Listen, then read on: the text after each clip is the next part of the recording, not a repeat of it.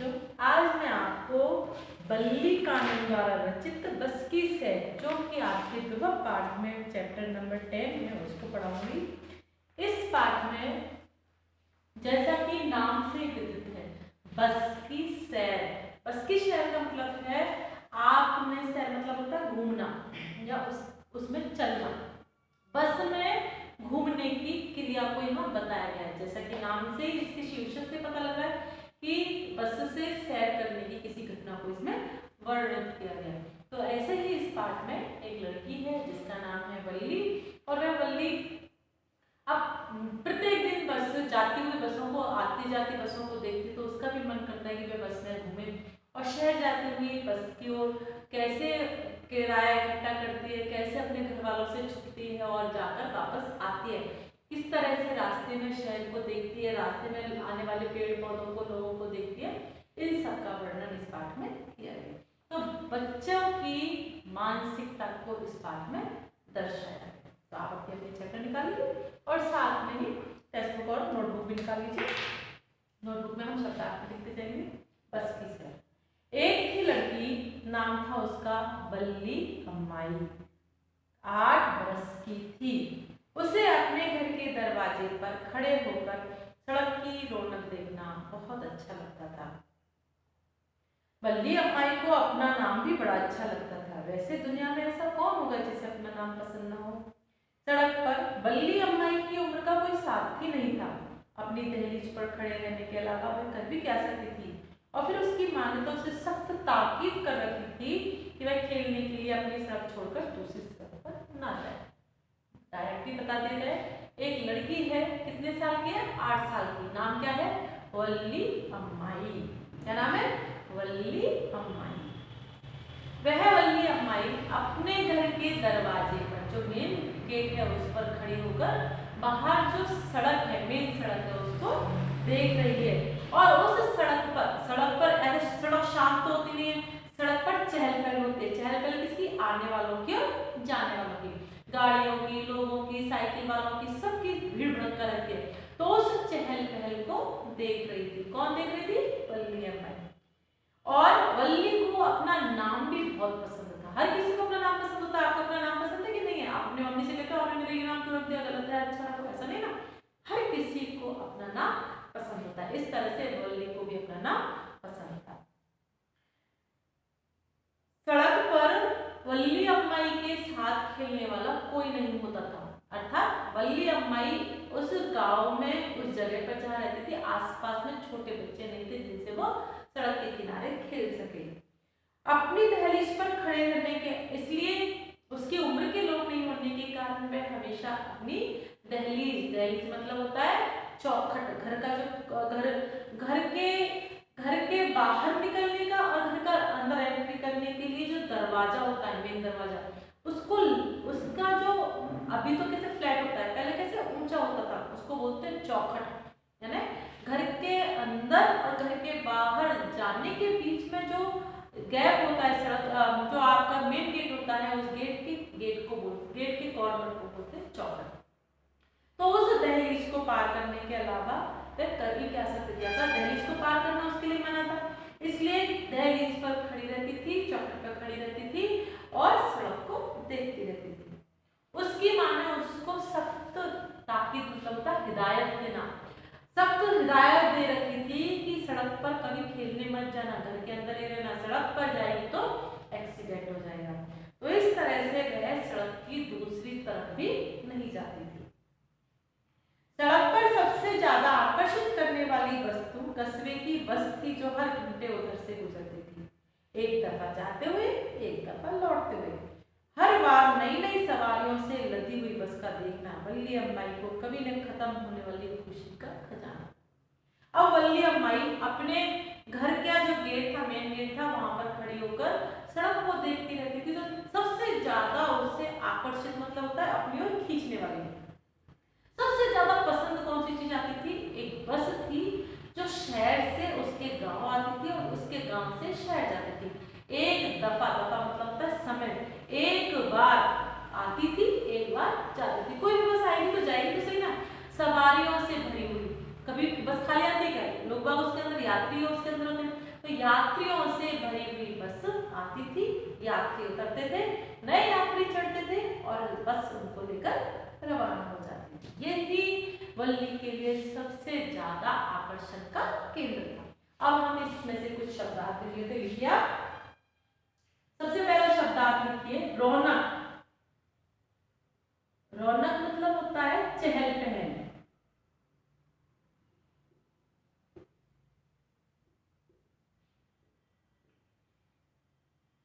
दूसरा लिखे इसमें दहलीज।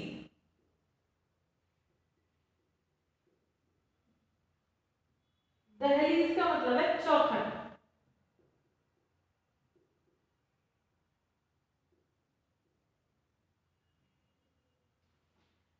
तीसरा इसमें अलावा। अलावा का मतलब इसके सिवाय, सिर्फ, केवल, अलावा, ठीक है। सख्त,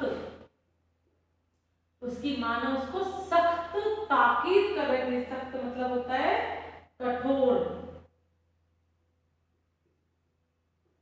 सख्त,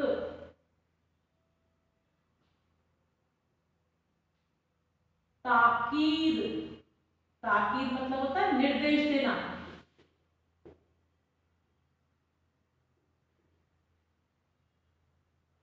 निर्देश या हिदायत, हिदायत दे रहे थे। हर घंटा, हर मतलब होता है प्रत्येक, हर यानी प्रत्येक, और हर को शिव भी बोलते हैं। शिव जी को भी हर बोलते हैं, हर महादेव बोलते हैं। हर शिव का भी पर्यायवाची है। एक दफा, एक दफा मतलब होता है समय, एक बार आना, एक बार जाना। तो एक बार लिख सकते हो आप, या एक समय। बार और समय में से कुछ भी, एक समय आती थी, एक समय जाती थी। सवारियों, सवारियों, सवारियां मतलब होता है यात्रियों से भरी हुई, यात्रियों। लदी, लदी का मतलब है भरी हुई, लदी हुई।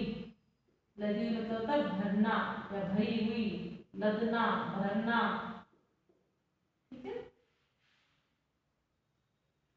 इस तरह से उन सवारियों को आते जाते देखकर उस बस का आना जाना देखना ही मानो बल्ली अम्माई के लिए खुशी का खजाना था। खजाना समझते ना?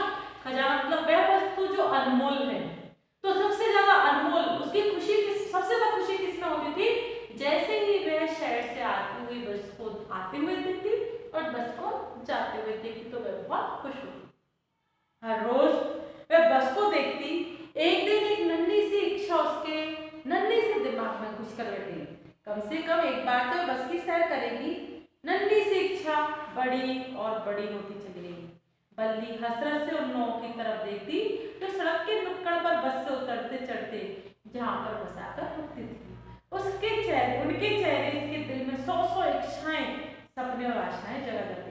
उसकी कोई सखी सहेली जब उसे अपनी बस यात्रा का किस्सा सुनाती, शहर के किसी दृश्य का हाल बताकर टीम भागती तो बल्ली जल भूल जाती, घमंडी घमंडी कर चिल्लाती।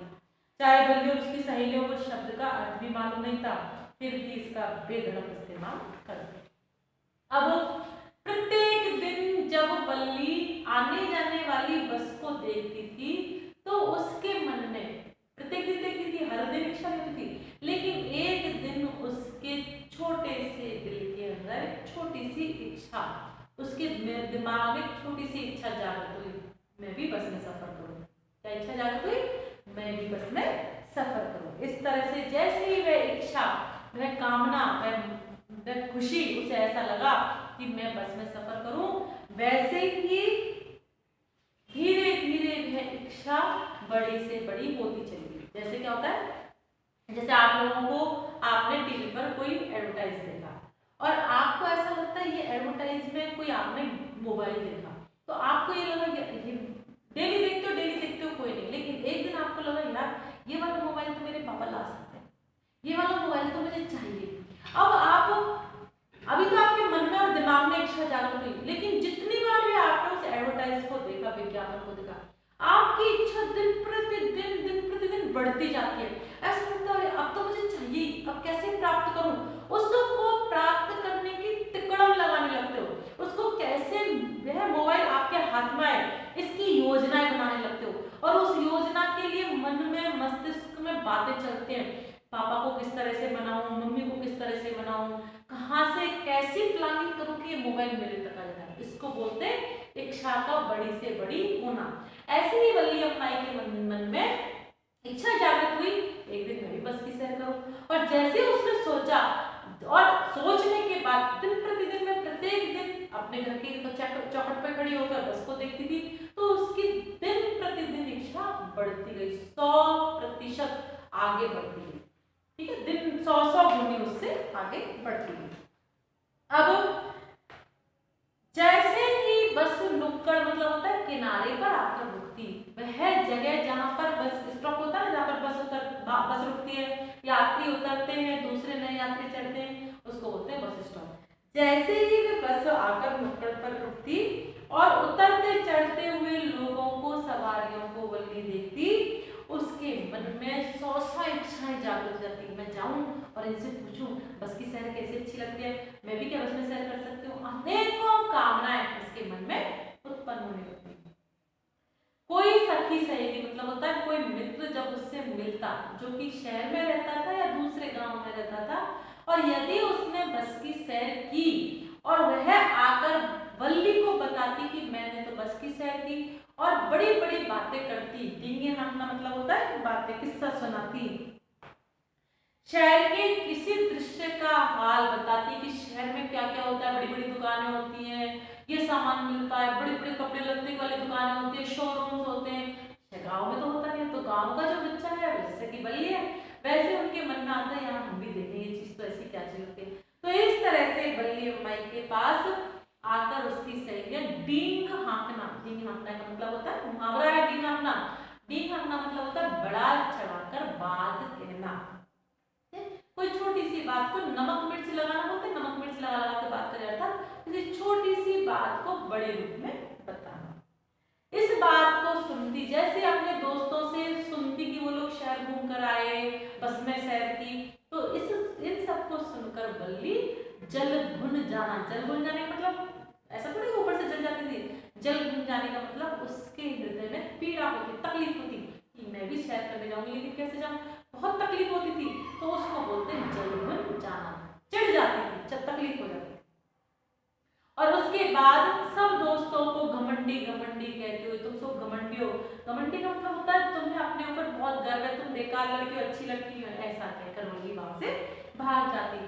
ना तो वल्ली को घमंडी शब्द का अर्थ पता था और ना ही उनके दोस्तों को घमंडी शब्द का अर्थ पता था, लेकिन दोनों लोग एक दूसरे से, आप लोगों ने देखा ना बच्चे जब लड़ाई करते तो एक ही शब्द एक दूसरे से बोलते रहते, उनको अर्थ पता नहीं था, ठीक वैसे ही वल्ली और उसके दोस्तों को घमंडी शब्द का अर्थ पता नहीं था, वल्ली अपने दोस्तों को घमंडी कहती और वल्ली के दोस्त वल्ली को घमंडी कहते, एक दूसरे को घमंडी कहते हुए भाग जाते।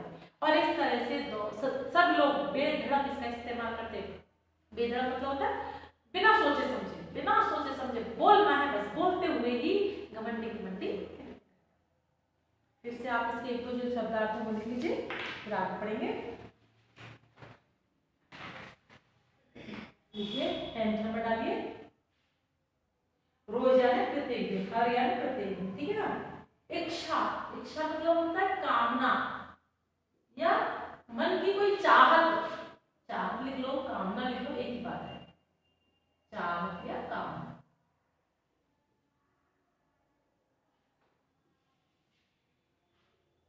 दिमाग, दिमाग किसे बोलते हैं, मगज को, मस्तिष्क को, दिमाग मस्तिष्क।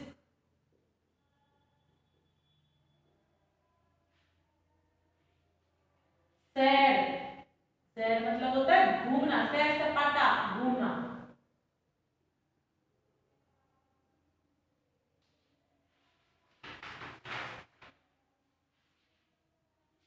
हसरत, हसरत मतलब भी कामना, मेरी ये हसरत है, इच्छा है, हसरत और इच्छा और कामना सब का एक ही अर्थ है, इसलिए इस हसरत को आप यहीं लिख लीजिए, इससे आपको मीनिंग समझ में आ जाएगा कि इसका एक ही अर्थ है। हसड़ शिक्षा नुक्कड़, नुक्कड़ मतलब होता है किनारा।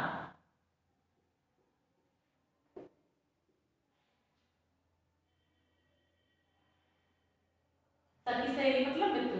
किस्सा मतलब कहानियां सुनाना। हाल यानी स्थिति, उस शहर की स्थिति के बारे में बताते हैं, उसके कौन कौन से उनको अच्छा लगता था इनके बारे में बताते हैं।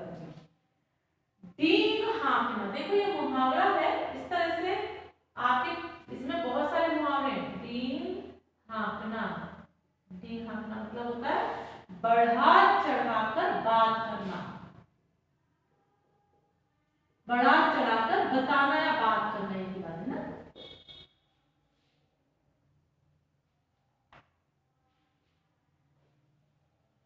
बेधड़क, बेधड़क का मतलब है बिना सोचे समझे, बिना सोचे समझे।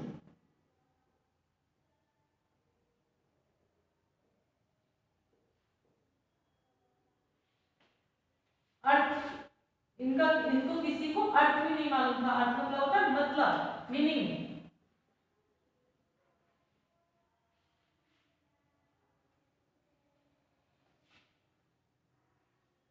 इस तरह से अपने दोस्तों के द्वारा शहर की घटना सुनने पर उनको घमंडी घमंडी कहकर बेधड़क उसका इस्तेमाल करती थी। दिनों दिन महीनों महीने बल्ली ने बस यात्रा से संबंधित छोटी मोटी जानकारियां गांव से कभी कभार शहर जाने वाले और बस में प्राय सफर करते रहने वाले यात्रियों की आपसी बातचीत से प्राप्त कर ली। उसने आप भी कुछ लोगों से इस बारे में सवाल पूछे। जैसे मैंने अभी आपको एग्जांपल दिया, आपको यदि मोबाइल चाहिए तो आप क्या करते हैं, उस मोबाइल के बारे में जानकारी इकट्ठी करते हैं। ये मोबाइल किस रेंज का है, क्या क्वालिटी है, इसमें दोस्तों से पूछते हैं क्या तुमने इकट्ठा किया, तो उस मोबाइल के बारे में जानकारी एकत्रित करते हैं। ठीक वैसे ही वल्ली को जैसे बस में सैर करने की इच्छा जागृत हुई तो उसने बस में लगने वाली पैसों को लोगों के द्वारा पूछा। तो क्या किया उसने, इस तरह से दिनों दिन, है ना, जब उसको मौका मिलता उस दिन जाती थी। महीनों महीने, ऐसा नहीं कि एक दिन में उसने अब सब काम हो जाता है, टाइम लगता है हर चीज को। इस तरह से दिन दिन महीने महीने मतलब दिन पर दिन बीतते गए, महीने पर भी महीने बीतते गए। बल्ली को बस यात्रा से संबंधित जो भी जानकारी लेनी थी वह जाकर या तो वो बस से जो लोग उतरते थे उनके पास मौका देखकर जाती थी और उनसे बात करती थी, उनसे प्राप्त करती थी, और इधर उधर के लोगों से भी सवाल जवाब कर पूछती थी। शहर उसके गांव से कोई 10 किलोमीटर दूर था। एक ओर का भाड़ा था 30 पैसे। इसका मतलब जाने और लौटने दोनों ओर के पैसे हुए 60। शहर तक पहुंचने में बस को पौना घंटा लगता था। शहर पहुंचकर अगर वे बस में बैठी रहे और 30 पैसे और चुका दे तो उसी बस में बैठी बैठी वापस भी आ सकती है। यानी अगर वह गांव से दोपहर 1 बजे से चले तो पौने 2 बजे शहर पहुंच जाएगी और फिर उसी बस से अपने गांव 3 बजे तक लौट आए। अब उसकी प्लानिंग चल रही है, लोगों से उसने जानकारी एकत्रित कर ली। अब उस जानकारी में उसको ये पता लग गया कि बस 1 बजे यहाँ से जाती है और जो दोबारा बस आती है तो 3 बजे तक हमारे गांव को आ जाती है। तब उसने और क्या जानकारी ली कि जब यहाँ से 1 बजे बस जाती है तो एक तरफ का जो भाड़ा किराया है वो है 30 पैसे, 30 पैसे। कितना दूर है, 10 किलोमीटर दूर है गांव से शहर। बल्ली का जो गांव है उससे शहर की दूरी कितनी है, 10 किलोमीटर। तो बल्ली ने देखा एक तरफ 30 पैसे लगते हैं, तो अब योजना बना ली है, यदि मैं बस में जाऊं और बस में से उतरूं नहीं तो मैं उसी बस से वापस अपने घर आ सकते हूँ। इस तरह से मैं बस के अंदर होंगी, खोऊंगी नहीं। 30 पैसे की जगह 60 पैसे लगेंगे। दूसरा, 1 बजे यदि यहाँ से बस निकलती है तो पौना घंटा मतलब होता है 45 मिनट्स। 45 मिनट्स में वह बस शहर पहुंच जाएगी। 45 मिनट्स में बस पहुंचेगी, इसका मतलब 1:45 पर बस पहुंचेगी।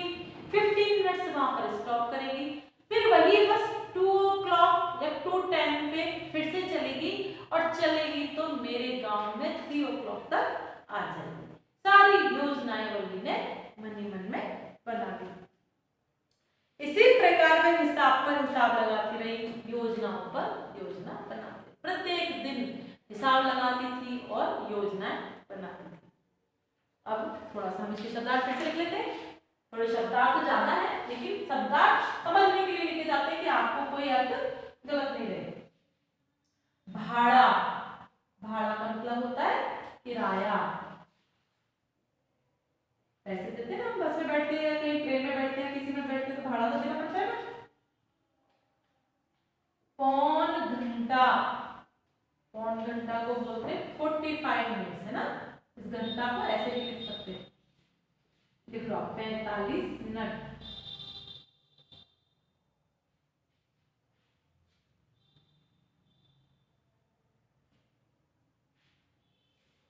और लिखो पौने 2 बजे, पौने 2 मतलब होता है 1:45।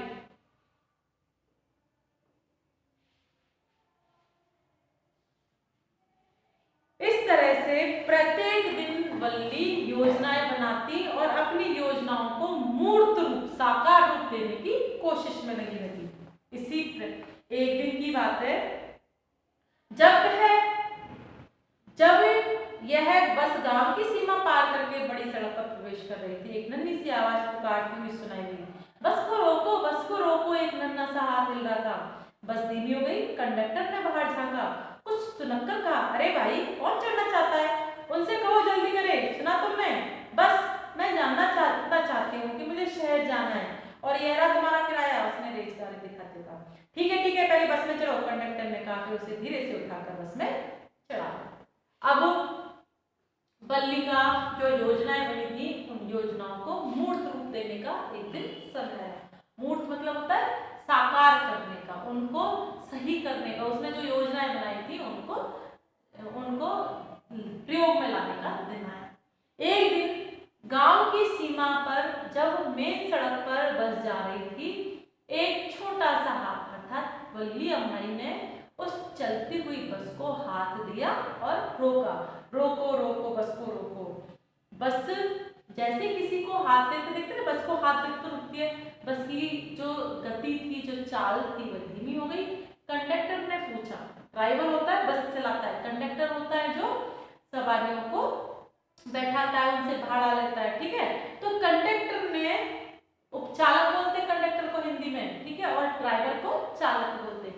तो इस तरह से वह कंडक्टर जो था, उपचालक था, उसने देखा कौन है, तो उसने देखा अरे कौन है भाई, जल्दी चलो बस चल पड़ी है। तब एक छोटी सी बच्ची उसको बोल रही, अरे भाई रुको, मैं भी बस में आना चाहती हूँ। उसको रोका, और छोटी है इसलिए कंडक्टर ने उसको उठाकर बस के अंदर ले लिया, क्योंकि छोटी है, चढ़ नहीं पा रही है, जल्दी से उठाकर बस में ले लिया। तो वल्ली ने रेजगारी मतलब होता है चेंज, पैसे, ठीक है, चिल्लर जो था उस चिल्लर को बस के कंडक्टर को दिया। यह रहा तुम्हारा किराया, और इस तरह से उन्हें रेजगारी दी। अब कुछ और एक दो शब्द और इनको लिख लो, फिर हम आगे पढ़ेंगे। इस तरह से वल्ली ने अपने सोचे हुए उपाय को क्रियान्वित करने का फैसला किया, और इस तरह से करते हुए वल्ली बस में चढ़ गई। देखिए आप, देखो कंडक्टर, कंडक्टर मतलब समझ में आना चाहिए आपको, उपचालक, ठीक है ना, ड्राइवर यानी चालक। रेजगारी, रेजगारी मतलब होता है चिल्लर, छुट्टा पैसा। पहले मुझे छुट्टा पैसा दोनों लिखा दो, चिल्लर लिख लो। चिल्लर, चिल्लर नहीं समझ में आया तो छुट्टा, छुट्टा पैसा, चेंज।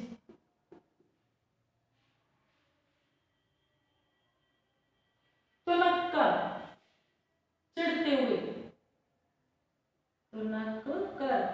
ड्राइवर ने देखा चलती बस में अब किसको चढ़ना है, तो चिढ़ गया, चिढ़ कर।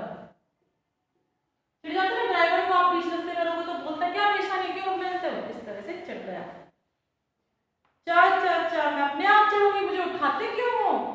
में बड़ा हंसोड़ था। अरे मेम साहब, नाराज क्यों होती हो? बैठो, इधर पधारो, उसने कहा। रास्ता दो भाई, रास्ता। मेम साहब तशरीफ ला रही हैं। दोपहर के उस समय जाने आने वालों की भीड़ भाड़ घट जाती है। पूरी बस में कुल 6-7 सवारियां बैठी हुई थी। सभी मुसाफिरों की नजर वल्ली पर थी। वे सब कंडक्टर की बातों पर हंस रहे थे। वल्ली मन ही मन झेप गई। आंखें फेरकर जल्दी से खाली सीट पर जा बैठी। गाड़ी चलाएं बेगम साहिबा? कंडक्टर ने मुस्कुराकर पूछा। उसने 2 बार सीटी बजाई। बस गरजती हुई आगे बढ़ी। जैसे ही ड्राइवर और कंडक्टर ने वल्ली को पकड़कर बस में चढ़ाया तो वल्ली ने भी मैं अपने आप चढ़ूंगी। क्यों? क्योंकि उसको तो बस की हर चीज को छूने का मजा लेना है, बस की प्रत्येक चीज का मजा लेना है, क्योंकि वो तो बहुत दिन से योजना है। उसकी तो कल्पनाओं में बस बहुत बड़ी चीज थी, तो इसलिए उसने बोला नहीं नहीं तुम मुझे छू मत, मैं अपने आप से बस में चढ़ूंगी। कंडक्टर का जो स्वभाव था हंसोड़ मतलब होता है हंसमुख, हंसते रहना। किसका स्वभाव होता है? हंसी मजाक करने वाला। तो ऐसे ही उस चालक का स्वभाव हंसी मजाक करने वाला था। जैसे ही वल्ली ने बोला मुझे मत छू, मैं अपने आप ही चढ़ूंगी, वैसे ही वल्ली को बोला अरे मैम साहब। अब वो अपने स्टाइल में आ गया। आपने देखा ज्यादा लोग हंसी मजाक वाले होते तो स्टाइल में बात करते हैं। अरे मैम साहब, नाराज क्यों होती है? आइए आइए, बैठिए, पधारिए। पधारिए मतलब इधर आइए। रास्ता दो भाई, रास्ता। मैम साहब आ रही, तशरीफ ला रही है। तशरीफ का मतलब होता है पधार रही है, आ रही है, हमको रास्ता दो। मैम साहब मतलब होता है बड़े साहब की बीवी। तो जो मैम साहब आती है तो लोग रास्ता दे देते। तो इस तरह से हंसी मजाक का दौर चला। उस समय दोपहर हो रही थी, 1 बजे दोपहर होती ना। आने जाने वालों की संख्या कम थी, तो वो जो गाड़ी थी, जो बस थी, उसमें 7-8 सवारियां थी। सभी मुसाफिरों की नजरें, क्योंकि खाली बस थी और वल्ली को उस कंडक्टर ने हंसते हुए मजाक कर रहा था, इसलिए सारी सवारियों की नजर वल्ली को देख रही थी और कंडक्टर की बातों पर हंस रही थी। इन सबको देखकर वल्ली झेप गई। झेप मतलब होता है सकपका जाना। ये मेरे साथ एकदम से क्या हो गया, आदमी झेप जाता है। झेपना मतलब सकपका गया। और जल्दी से आंख फेर कर रखकर, चुराकर, सबकी नजरों से बचकर वल्ली एक सीट पर जा बैठी। जैसे ही वल्ली सीट पर बैठी, खाली सीट पर बैठी, कंडक्टर ने उसको बोला चले साहिबा, आपकी इजाजत हो तो गाड़ी चला ले। बेगम साहिबा, कंडक्टर ने मुस्कुराकर पूछा।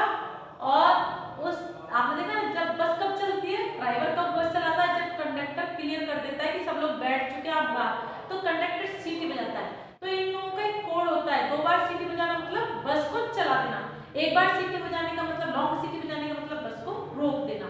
तो इस तरह से 2 बार सीटी बजाई और बस धड़धड़ाती गरजती हुई मतलब आवाज करती हुई आगे बढ़ी। फिर से आगे दो इसके शब्दार्थ लिख दीजिए। नंबर 24 डालिए। हंसोड़, हंसोड़ का मतलब होता है हंसमुख। हंसोड़ यानी हंसमुख या हंसी मजाक वाला। हंसमुख यानी जिसका मुख हमेशा हंसता रहे। तशरीफ उर्दू शब्द है ना। तशरीफ मतलब होता है पधारना, आना।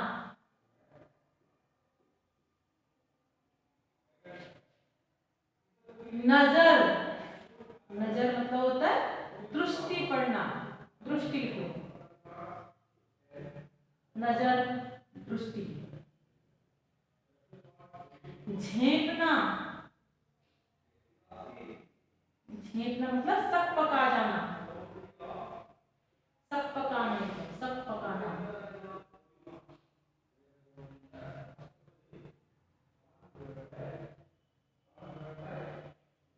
गरजती हुई, और यहाँ पे देखो बारिश होती है तब गरजती है, तो बारिश के गरजने को तो कड़कना, आवाज करना बोलते हैं। और यहाँ पर भी इसको आवाज करना ही बोलेंगे, आवाज करती, तेजी से आवाज करती हुई।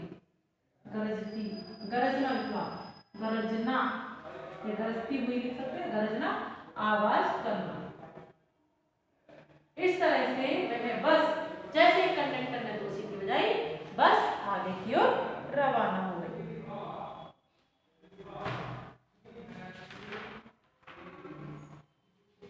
वल्ली सब कुछ आंखें फाड़कर देख रही थी। खिड़कियों के बाहर लटक रहे पर्दे के कारण उसे बाहर का दृश्य देखने में बाधा पड़ रही थी। वे अपनी सीट पर खड़े हो गए बाहर झांकने लगी। इस समय बस एक नहर के किनारे किनारे जा रही थी। रास्ता बहुत तंग।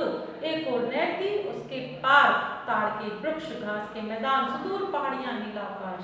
दूसरी ओर एक गहरी खाई जिसके परे दूर दूर तक फैले हुए हरे भरे खेत, जहां तक नजर जाती हरियाली की हरियाली। अब बल्ली बस में बैठ गई, खाली सीट मिल गई और बल्ली जाकर सब कुछ जैसे ही बस चली, बल्ली अपनी आंखें फाड़कर, आंखें फाड़ना मतलब होता है आश्चर्यचकित होकर, उसे तो पता ही नहीं था अपने गांव के अलावा कुछ और भी चीज होती है। आंखें फाड़कर वह बाहर जो दृश्य था उसको देख रही थी। खिड़कियों के ऊपर लटके हुए जो पर्दे थे वह बल्ली को बाहर का दृश्य देखने में तकलीफ दे रहे थे, बाधा उत्पन्न कर रहे थे, कष्ट दे रहे थे। इसलिए बल्ली अपनी सीट पर, क्योंकि छोटी थी ना, छोटी थी तो बैठ गई थी, तो वो जो कर्टेन थे वो उसके चेहरे पर लग रहे, तो उसे तकलीफ हो रही थी। तो बल्ली अपनी सीट पर खड़ी हो गई और बाहर झांकने लगी, मतलब देखने लगी। क्या देखती है? बाहर का दृश्य दिख रहा है। इस समय बस एक नदी के किनारे किनारे चल रही थी। नदी समझते ना, नदी के किनारे किनारे चल रही थी। रास्ता बहुत तंग तंग था, सकरा, छोटा, नैरो था। एक और नहर थी, नदी के जो नदी का जो नहर मतलब होता है सिंचाई के लिए, जो नदियों से रास्ता जोड़ देते ना खेतों तक जाने के लिए, उसको बोलते हैं नहर। तो जो एक तरफ तो नहर थी और दूसरी तरफ खाई थी। नहर के पास में, उसके पार जो नहर बनी थी उसके पार, अर्थात सड़क के जो कॉर्नर था जिस पर वो चल रहे थे उसके बिल्कुल पास तो नहर थी और नहर के पास में ताड़ के वृक्ष लगे हुए थे। ताड़ मैंने बताया था आपको, ताड़ यानी होता है ताड़ी, जिससे आपके जो कोकोनट के और पेड़ होते हैं ना उस तरह से ताड़ का पेड़ होता है, जिससे जिसको नॉक करके एक मटकी लटकाते जाता है जिससे उसका रस टपकता है और उससे ताड़ी बनती है। इसलिए शराब का दूसरा नाम ताड़ियों से शराब बनती है। तो ताड़ के वृक्ष लगे हुए थे, घास के मैदान थे, यहाँ दूर दूर चलती हुई बस में से दिखाई दे रहा है, ताड़ के वृक्ष दिखाई दे रहे, घास के मैदान, सुदूर पहाड़ियां और उससे भी ज्यादा दूर पहाड़ियां नजर आ रही थी। पहाड़ियां समझते हो ना, पहाड़ होता है बड़ा, पहाड़ियां होती है छोटी। पहाड़ियां और उसके बाद नीला आसमान, चारों तरफ नीला नीला आसमान होता है। दूसरी तरफ बल्ली ने देखा तो देखा गहरी खाई, खाई मतलब होता है बहुत लंबी दूरी तक बना हुआ गहरा गड्ढा, उसको बोलते खाई। और उसके परे इधर तो इस नदी की ओर, नहर की ओर उसने देखा तो ताड़ के वृक्ष नजर आए, घास के मैदान थे, पहाड़ियां थी, नीला आकाश था। और दूसरी तरफ जब उसने देखा तो देखा खाई थी, खाई के पार तो खाई से दूर दूर तक हरे भरे खेत फैल रहे थे, अर्थात फसलें उगी हुई थी, चारों तरफ हरियाली ही हरियाली, अर्थात फील्ड के अंदर फसल उगी हुई थी, खेती बाड़ी हुई थी।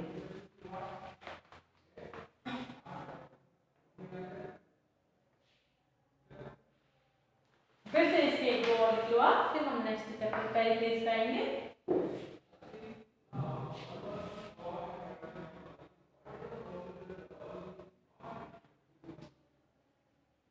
देखिए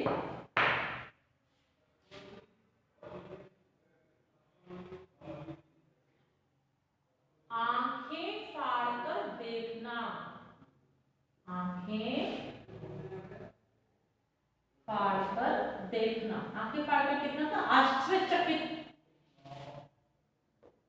आश्चर्यचकित होना, ठीक है, ये भी मुहावरा है। बाधा, बाधा का मतलब है अड़चन, परेशानी,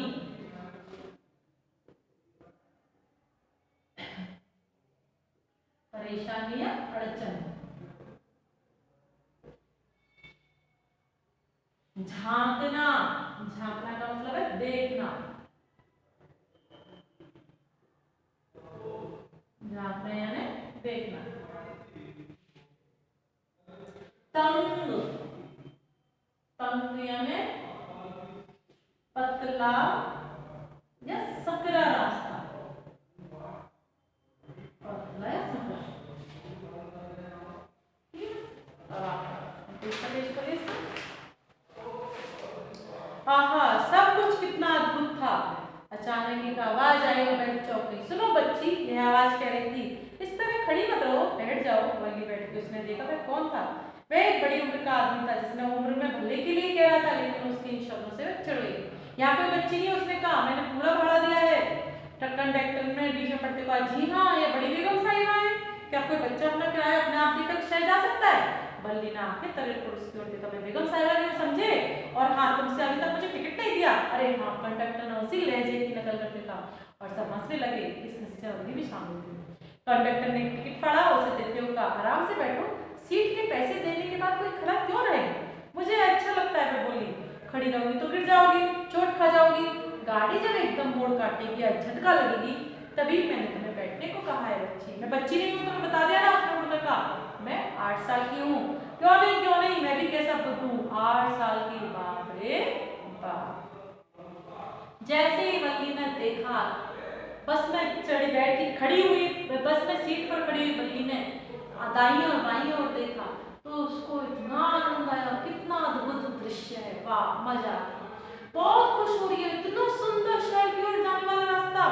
तभी उसे एक आवाज सुनाई दी, अचानक से आवाज सुनाई दी। सुनो बच्ची, वह आवाज थी, इस तरह खड़ी मत रहो, बैठ जाओ।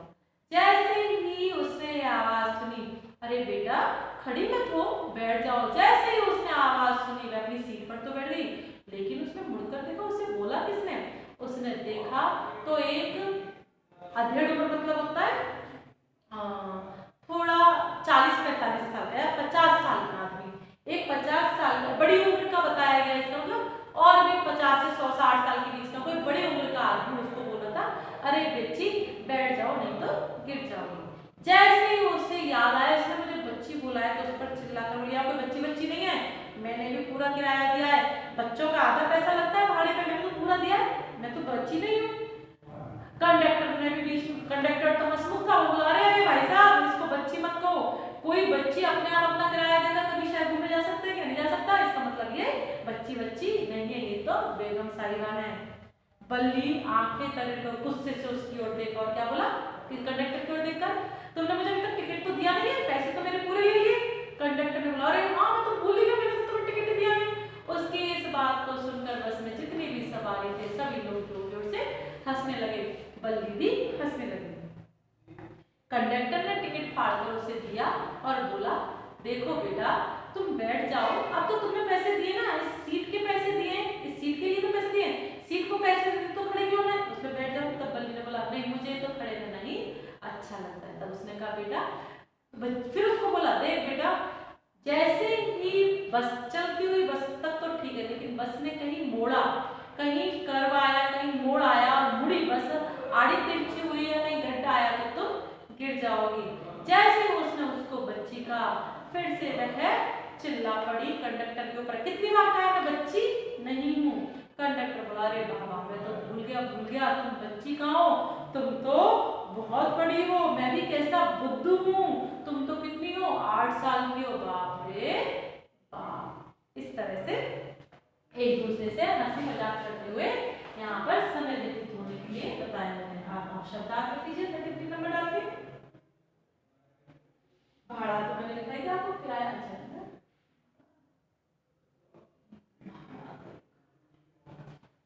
मैंने आपको भाड़ा लिखा दिया, लिखा दिया। फिर इसमें देखिए, आंखें तरेर कर, आंखें तरेरना, आंखें तरेरना है ना, गुस्से में होना, आंखें तरेरना, गुस्से से देखना, गुस्से से देखना, आंखें तरेरना बोलते हैं गुस्से से देखना, ये सब मुहावरे हैं। आंखें तरेरना। लहजा, लहजा मतलब होता है बोलने का तरीका, बोलने का तरीका।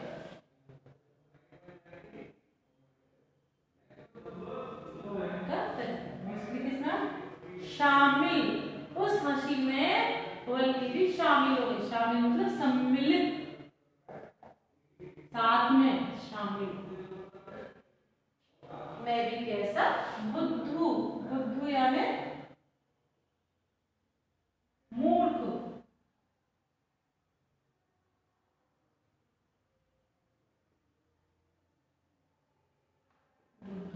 मूर्ख हूँ, मैं कितना मूर्ख हूँ कि अरे तुम तो इतनी बड़ी हो, ऐसा कहकर सभी लोग मुझे थोड़ी से हंसने लगे। आज मैंने आपका चैप्टर यहाँ तक पढ़ा, कल हम इसी चैप्टर को आगे कंटिन्यू करेंगे।